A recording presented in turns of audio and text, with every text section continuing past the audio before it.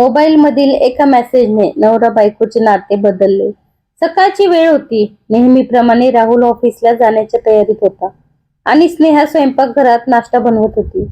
दोघांचं आयुष्य वरवर पाहता अगदी आनंदी होतं. लग्नाला 5 वर्ष झाली होती. छोटस घर, एकमेकांवर प्रेम आणि भविष्याची अनेक स्वप्न. पण त्या दिवशी राहुलचा मोबाईल टेबलावर पडलेला असतानाच अचानक एक मेसेज आला. स्क्रीन उजळली आणि त्यावर लिहिलं होतं, कालची रात्र खूप छान होती, पुन्हा कधी भेटणार? स्नेहाची नजर त्या मेसेजवर पडली. तिच्या हातातून चहाचा कप जवळजवळ निसटला. तिच्या मनात हजारो प्रश्न निर्माण झाले. राहुल बाथरूम मधून बाहेर येण्याआधीच तिने मोबाईल हातात घेतला, पण तो लॉक होता. राहुल बाहेर आला तेव्हा तिच्या चेहऱ्यावरचा बदल त्याच्या लक्षात आला. काय झालं? तो सहज विचारलं. स्नेहाने काहीही न बोलता फक्त मोबाईल त्याच्या समोर धरला. राहुलने मेसेज पाहिला आणि काही क्षण तोही स्तब्ध झाला. त्याने लगेच सांगितलं, मला काहीच माहिती नाही. हा मेसेज चुकीने आला असावा. पण स्नेहाच्या मनात संशयाचं बीज पेरलं गेलं होतं. त्या दिवसानंतर घरातलं हसणं कमी झालं. प्रत्येक बोलण्यात शंका, प्रत्येक शांततेत अंतर वाढू लागलं. राहुल कितीही समजावून सांगत होता, तरी स्नेहाला त्याच्यावर विश्वास ठेवणं कठीण जात होतं. ती त्याचा फोन तपासू लागली, कॉल हिस्ट्री पाहू लागली, सोशल मीडियावर कोणाशी बोलतो ती पाहू लागली. राहुलला हे सगळं अपमानास्पद वाटत होतं, पण त्याच्याकडे स्वतःची निर्दोषता सिद्ध करण्यासाठी ठोस पुरावा नव्हता. दिवसेदिवस दोघांमधील संवाद कमी होत गेला. एकाच घरात राहूनही ते अनोळखी लोकांसारखे वागू लागले. एके दिवशी राहुलने त्या नंबरवर फोन केला. समोरून एका वृद्ध माणसाचा आवाज आला. त्याने सांगितलं, माफ करा, माझ्या मुलीने चुकीच्या नंबरवर मेसेज पाठवला होता. राहुलला जणू जीवात जीव आला. त्याने लगेच त्या व्यक्तीला विनंती केली की कृपया स्नेहाशी बोलाल का? त्या वृद्धाने स्नेहाशी बोलून संपूर्ण गैरसमज स्पष्ट केला. काही क्षण स्नेहा शांत राहिली. तिच्या डोळ्यात पाणी आलं. तिला जाणवलं की एका मेसेजवर विश्वास ठेवून तिने स्वतःच्या नवऱ्यावर, प्रेमावर शंका घेतली. राहुलने तिचा हात हातात घेतला आणि फक्त एवढंच म्हणाला, विश्वास तुटायला एक क्षण पुरतो, पण तो पुन्हा जुळवायला खूप वेळ लागतो. स्नेहाने त्याची माफी मागितली. त्या दिवसानंतर दोघांनी एक नियम केला. कोणत्याही गोष्टीवर संशय घेण्याआधी एकमेकांशी शांतपणे बोलायचं. कारण नातं मेसेजमुळे तुटत नाही, तर संवाद थांबल्यामुळे तुटतं. त्या एका चुकीच्या मेसेजने त्यांच्या आयुष्यात मोठं वादळ आणलं, पण त्याच वादळाने त्यांना विश्वासाचं खरं महत्त्वही शिकवलं. राहुल आणि स्नेहामधील गैरसमज दूर झाला होता, पण मनावर पडलेली जखम अजून भरली नव्हती.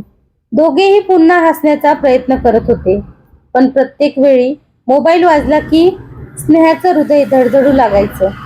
राहुललाही जाणवत होतं की ती विश्वास परत मिळवण्यासाठी शब्दापेक्षा वेळ कमी, कृती जास्त महत्वाची असते. काही दिवस सगळं सुरळीत चाललं. एकमेकांशी मनमोकळेपणाने बोलणं, संध्याकाळी फिरायला जाणं आणि जुन्या आठवणींवर हसणं पुन्हा सुरू झालं. स्नेहाला वाटू लागलं की वाईट दिवस संपले, पण नियतीने अजून एक परीक्षा ठेवली होती. एका रात्री राहुल ऑफिस मधून उशिरा घरी आला. त्याचा चेहरा तणावग्रस्त होता. जेवणही त्याने नीट केले नाही. स्नेहाने विचारलं, काय झालं? राहुलने नेहमीसारखं उत्तर दिलं, ऑफिसचं टेन्शन आहे. पण यावेळी स्नेहाने संशय न घेता त्याच्या खांद्यावर हात ठेवला आणि शांतपणे म्हणाली, मी तुझी आहे, काहीही असेल तर सांग. राहुल काही क्षण शांत राहिला. मग त्याच्या डोळ्यात पाणी आलं. तो म्हणाला, आज ऑफिसमध्ये माझी नोकरी गेली. हे ऐकताच स्नेहाला धक्का बसला. काही क्षण तीही शांत राहिली. घराचा हप्ता, कर्ज, रोजचा खर्च, सगळे विचार तिच्या डोक्यात आले. पण पुढच्या क्षणी तिने राहुलचा हात घट्ट पकडला आणि म्हणाली, नोकरी गेली आहे, तू नाही. आपण दोघं आहोत ना, पुन्हा सगळं उभं करू. त्या एका वाक्याने राहुलचं मन हलकं झालं. त्याला जाणवलं की खऱ्या संकटात सोबत उभं राहणारी व्यक्तीच खरं नातं जपते. दुसऱ्या दिवसापासून दोघांनी मिळून नवीन नोकरीचा शोध सुरू केला. स्नेहाने घर खर्च कमी केला, स्वतःचे काही दागिने गहाण ठेवण्याची तयारीही दाखवली. पण राहुलने तिला थांबवलं. तो म्हणाला, तुझा विश्वास माझ्यासाठी कोणत्याही पैशापेक्षा मोठा आहे. काही आठवड्यांनी राहुलला एका मोठ्या कंपनीत मुलाखतीसाठी बोलवणं आलं. तो खूप घाबरला होता. घरातून निघताना स्नेहाने त्याच्या कपाळावर हात ठेवून म्हणाली, आज नोकरी मिळो किंवा न मिळो, तू हरलेला नाहीस. त्या शब्दांनी राहुलमध्ये नवजीवनी आली. मुलाखत उत्तम झाली. 2 दिवसांनी त्यांना नियुक्तीचं पत्र मिळालं. यावेळी पगारही आधीपेक्षा जास्त होता. घरी परतताच राहुलने स्नेहाला ती आनंदाची बातमी दिली. स्नेहा आनंदाने रडू लागली. राहुलने हसत म्हणाला, एका चुकीच्या मेसेजने आपलं नातं तुटायच्या उंबरठ्यावर आलं होतं, पण एका योग्य विश्वासाने ते आधीपेक्षा जास्त मजबूत झालं. त्या दिवसानंतर दोघांनी एक गोष्ट कायमची लक्षात ठेवली, नातं टिकवण्यासाठी प्रेम पुरेसं नसतं. विश्वास, संवाद आणि संकटात एकमेकांची साथ हीच खरी ताकद असते. नवीन नोकरी मिळाल्यानंतर राहुल आणि स्नेहाचं आयुष्य पुन्हा आनंदाने पुढे जाऊ लागलं. घरात पुन्हा ऐकू येऊ लागलं. दोघांनाही वाटत होतं की आता वाईट दिवस संपले, पण काही जखमा बाहेरून भरल्यासारख्या दिसतात. मात्र त्यांची वेदना अजूनही जिवंत असते. एका रविवारी राहुलचा कॉलेजमधला जुना मित्र अमोल अचानक घरी आला. अनेक वर्षांनी भेट झाल्यामुळे सगळे आनंदी झाले. गप्पा, चहा आणि जुन्या आठवणी रंगल्या.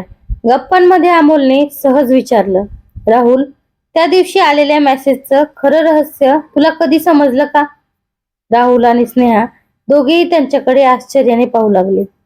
अमोल काही क्षण शांत राहिला आणि म्हणाला, तो मेसेज चुकीच्या नंबरवरनं नव्हता. हे ऐकता स्नेहाचा चेहरा पांढरा पडला. राहुलच्या कपाळावर आठ्या पडल्या. अमोल पुढे म्हणाला, तो मेसेज माझ्या एका मित्राने पाठवला होता. त्याला कोणीतरी चुकीची माहिती दिली होती की राहुल एका मुलीला भेटतो. नंतर त्यालाही कळलं की ती माहिती पूर्णपणे खोटी होती, पण तोपर्यंत मेसेज पाठवला गेला होता. हे ऐकून घरात काही क्षण पूर्ण शांतता पसरली. राहुलने दीर्घ श्वास घेतला. स्नेहाच्या डोळ्यात पुन्हा अश्रू आले. तिला जाणवलं की एका खोट्या अफवेने किती मोठं वादळ निर्माण केलं होतं. अमोलने दोघांची माफी मागितली. जर मला आधी सत्य समजलं असतं तर मी लगेच सांगितलं असतं, तो म्हणाला. राहुलने त्याला माफ केलं, पण एक गोष्ट त्याच्या मनात कायमची कोरली गेली, खोट्या अफवा सत्यापेक्षा जास्त वेगाने पसरतात. त्या रात्री स्नेहा बाल्कनीत उभी होती. राहुल तिच्या जवळ आला. स्नेहा शांत आवाजात म्हणाली, आपण एकमेकांवर विश्वास ठेवला नसता तर आज आपण एकत्र नसतो.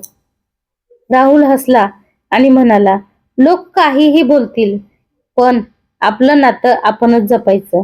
दोघांनी हातात हात घेतला. त्या क्षणी त्यांना समजलं की नातं टिकवण्यासाठी प्रेमा इतकाच संयम आणि विश्वासही आवश्यक असतो. कारण कधी कधी सत्य उशिरा समोर येतं, पण ते आलं की प्रत्येक गैरसमजाचा अंधार दूर होतो. तर कशी वाटली कथा नक्की कमेंट करून सांगा. भेटूया परत पुढच्या व्हिडिओमध्ये. धन्यवाद.